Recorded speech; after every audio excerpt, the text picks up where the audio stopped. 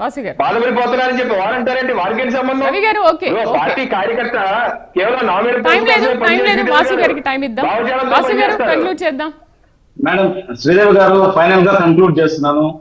ఏదైతే సొంతంగా పోటీ చేసి 175 నియోజకవర్గాల్లో పోటీ చేసి ఒకే ఒక సీటు గెలిచిన జనసేన పార్టీకి, జనసేన అధ్యక్షుడు పోటీ చేసిన 2 స్థానాల్లో ఓడిపోయిన జనసేన పార్టీకి, ఈ రాష్ట్రంలో కనీసం 2% నుంచి 3% కూడా ఓటు బ్యాంక్ లేని బీజేపీ పార్టీకి మేము ఒకటే చెప్తున్నాం.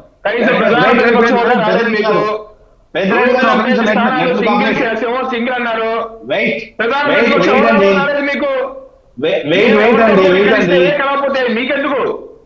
మీతో ఎవరు కలవరు కదా, మీతో ఎవరు వాళ్ళ ఆలోచన ఉంది కాబట్టి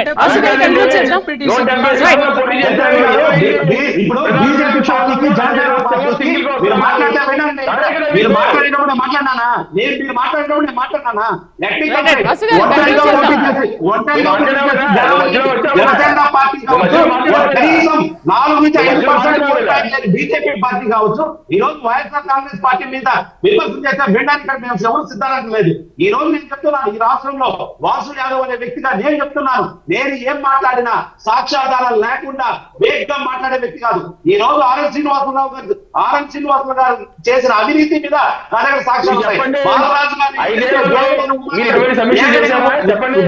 ఉమా గారు మాట్లాడిన ఫోన్ రికార్డింగ్ నా దగ్గర ఉన్నది.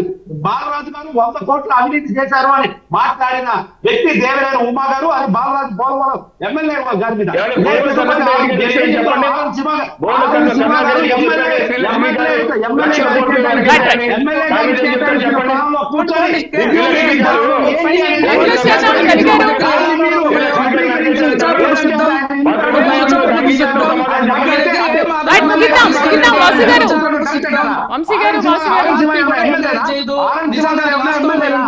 ఆర్ఎన్ శ్రీనివాసరావు గారు ఎమ్మెల్యే. ఇప్పుడు డిబేట్ అది కాదు కదా, మనం వేరే ఎందుకు మాట్లాడదాం వాసు గారు? ఇంకొక విషయం అండి,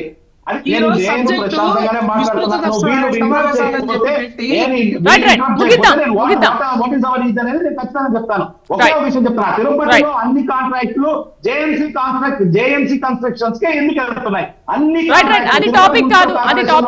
అన్ని కాంట్రాక్టులు ఇక్కడ ఎమ్మెల్యే